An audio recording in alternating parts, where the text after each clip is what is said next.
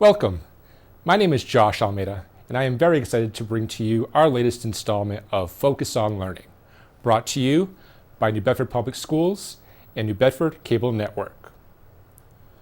While the best way to find out what your child could be doing at home is to work directly with your child's teacher in school, we know these videos will help everyone keep learning active at home.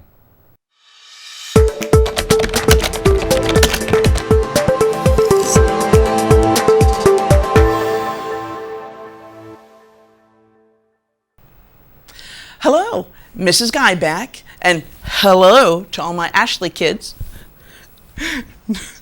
Today, we're going to be doing some of the workbook packet that was given to you, the review sheets that for the fourth graders, you could have picked up at your lunch pickup or your home school. I'm not sure how it works for each class, so I just know that you have been given this review packet, or it's expected that you already have this review packet, dear little boys and girls, that we're going to do some work right out of it, all right? I'm going to give you a hand, make sure that you're right on track with that division at the fourth grade math work packet. All right, so today we are going to do division, but in my classroom, we call it Shopping with Mrs. Guy.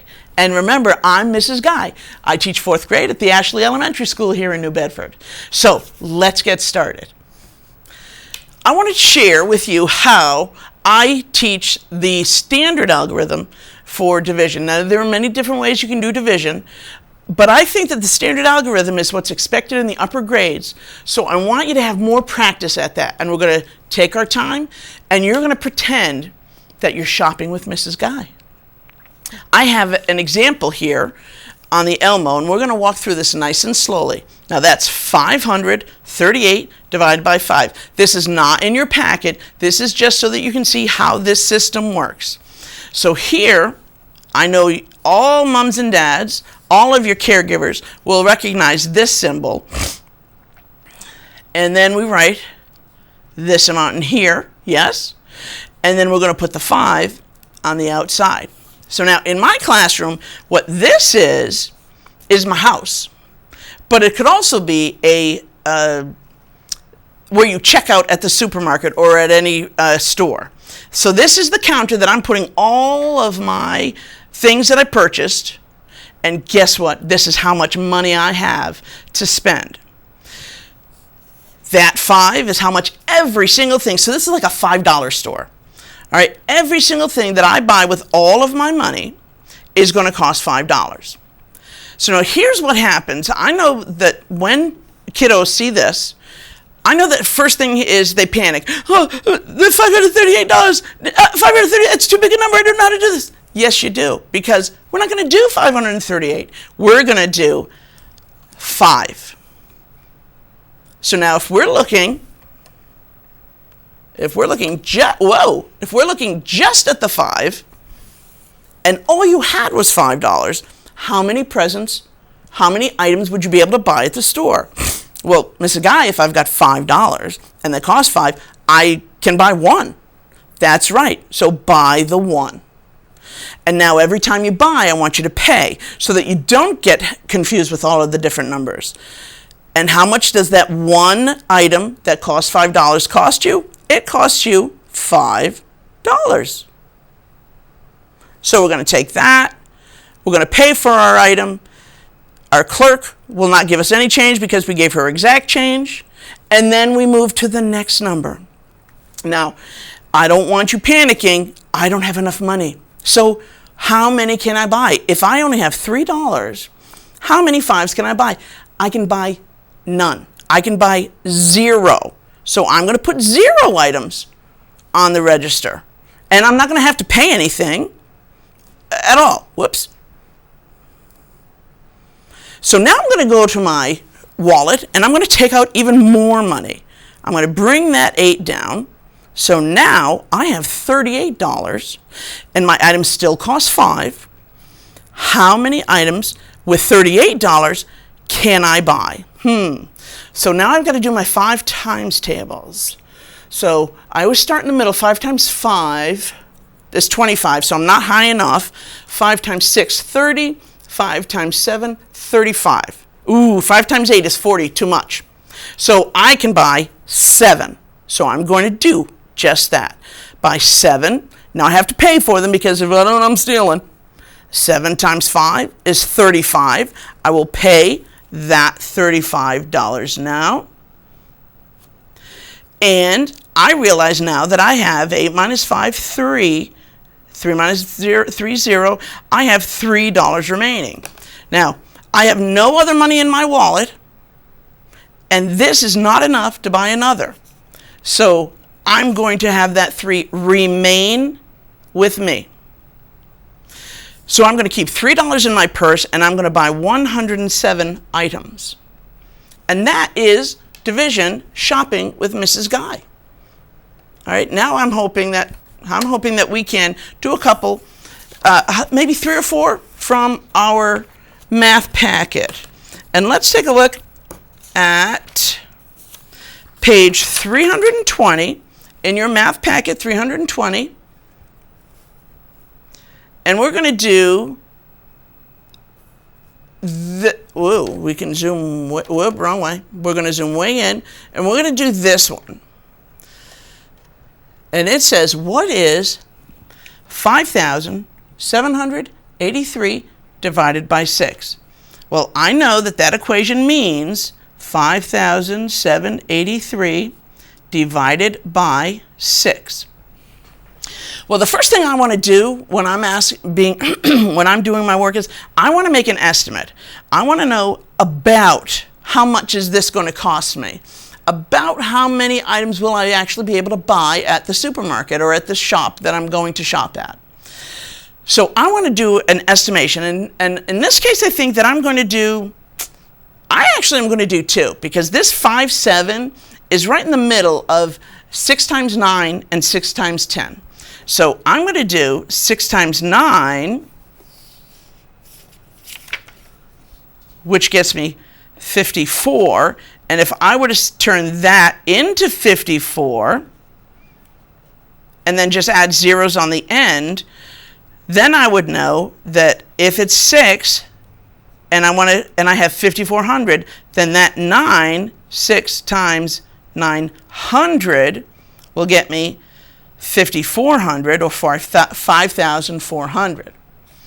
And then, because it's really in the middle, I'm going to do also 6,000 divided by 6. And remember, these are estimates so that you know that your real answer is reasonable. And gosh, it saves so much headache when you do this estimate first, because then you know about what your answer needs to be. So then you're not just doing division and you're like, oh, am I right, am I wrong? At least you know you're close. Alrighty? So now we'll do that 6,000 divided by 6, and 6 times 1,000 is 6,000. So I know that my answer is going to be somewhere in between 900 and 1,000. Okay? So now I go back to here, and they've given me 4 answers. I've got to be honest with you, I never look at the answers. Because I keep thinking that I'm going to make it work and it'll be the wrong one. So I go to my math workbook, and I'm going to do 5,783, and I'm going to go shopping for $6 items. And again, we don't worry about these guys. I have $5. Can I buy a $6 item with the $5 I have? No, I cannot. So how many am I going to put on the register, on the counter for the clerk to walk through the register? I'm putting 0 on that counter.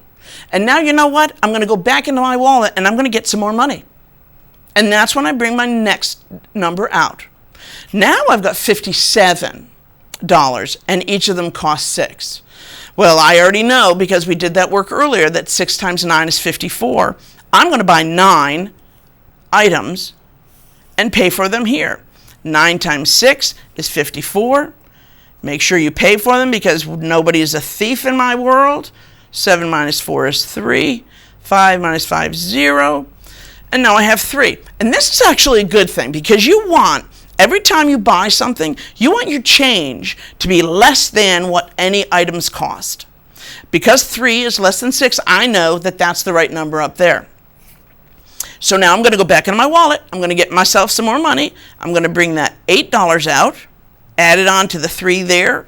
Now we've got $38 to spend. And again, every item in my store costs $6. So I'm going to say, let's see, 6 times 5 is 30. That's not enough. 6 times 6, 36. I'm going to do a 6 up here then. So I can buy 6 items that each cost $6.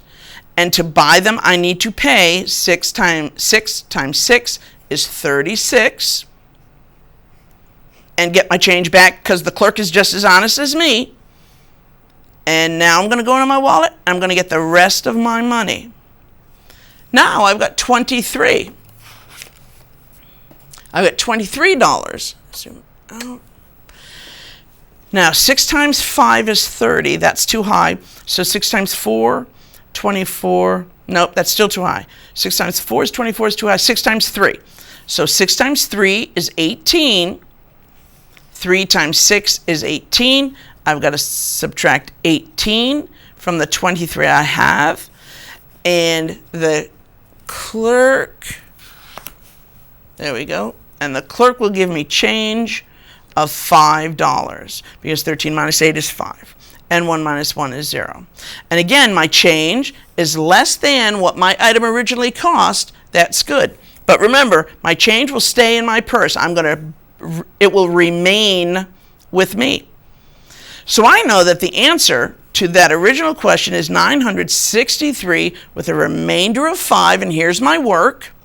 And so I'm going to find 963 with a remainder of 5. Yes, it's one of the answers. Woohoo! I got it. So that's how I do this. Now, that was one of them on page 320 of your review book. And let's find another. Let's do a word problem so that we can practice interpreting those word problems. So on page 322 of your workbook, number 4 is the one we're going to be working on if you want to get that out, and we can work on it together.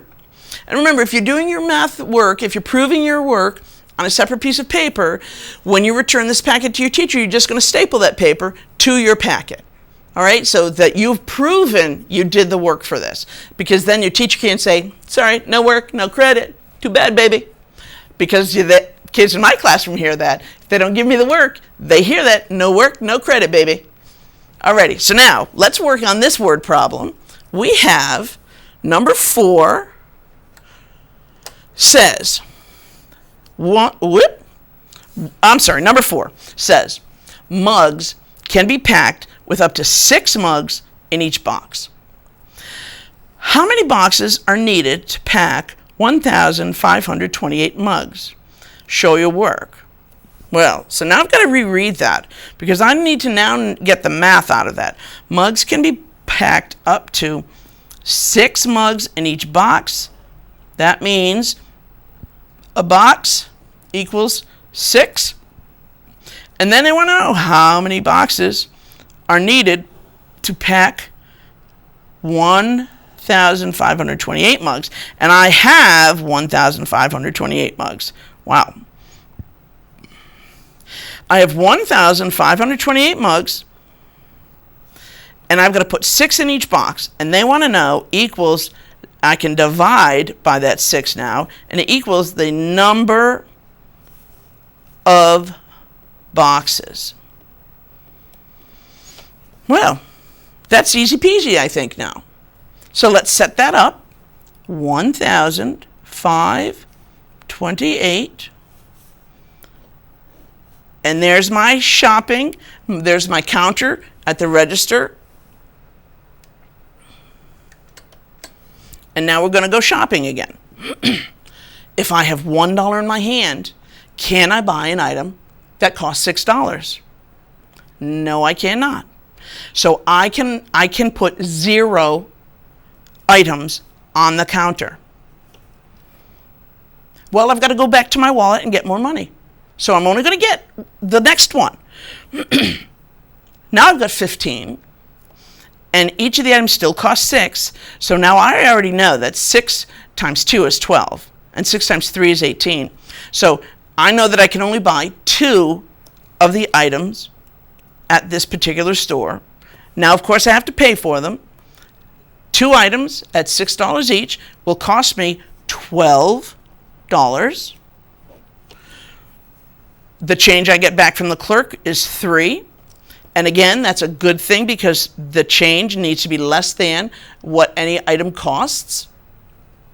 So now I'm going to go into my wallet. I'm going to get myself some more money.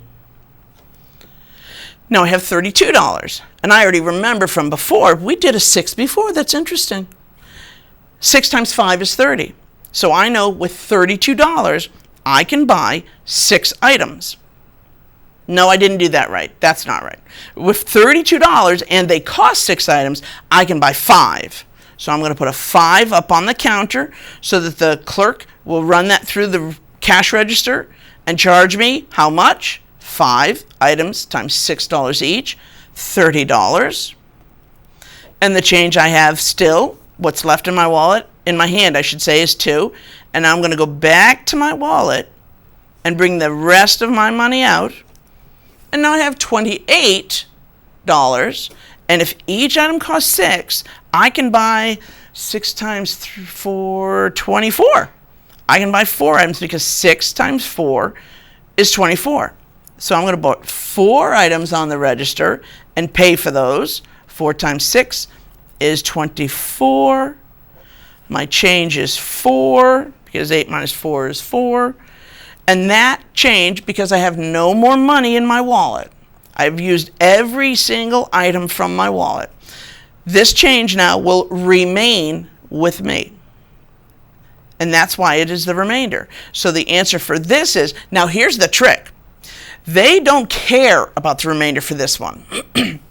They want to know how many boxes will they be able to fill.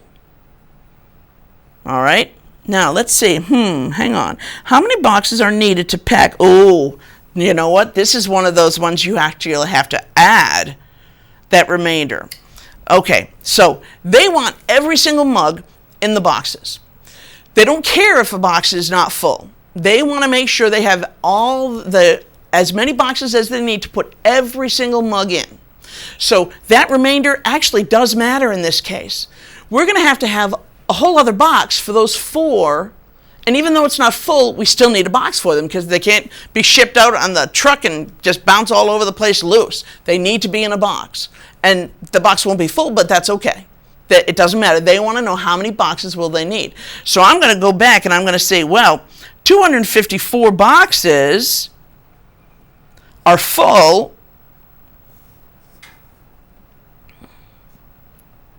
and 1 box not full. Or I should say with just 4 in it. That means I need 255 boxes. And that is my boxed answer for my teacher. This is the work I do. And you know, I actually do this with my kiddos. I want you to know that if you get this work and you give this answer, your teacher might say to you, well, wait a minute, it said 254. Why are you giving me 255? Well, and then I say, well, teacher, if you look here, it says how many boxes do they need to fill the 1,528 mugs. You need another box for that remaining 4. So even though it's not 255, you still need 255 because I'm not going to have any of those mugs damaged because I didn't put them in a box. And that's how you prove it. You make sure that your teacher sees, yep, I got 254 on my counter, but I need another one to fill put those 4 mugs in a box. Alrighty, my loves, I think that I don't have enough time for another one, and as much as I'd like to, I really think that you need to get on the rest of these, and I've helped you with 2, so good for you. You got 2 done already if you haven't gotten them already. And if you have gotten them, I hope you checked your work with mine. And you know what? If I'm wrong, you give me a call, send me a text, or send me an email, mguy@newbedfordschools.org, and let me know that I made a mistake. Or better yet, send me an email and tell me what did you think of my lesson. mguy@newbedfordschools.org. And just tell me your first name and your school. because that's really all that will matter to me. I want your opinion and I want your feedback. So this is Mrs. Guy doing a little division and shopping with Mrs. Guy. You kids be good, you be safe, and you be happy. Bye-bye.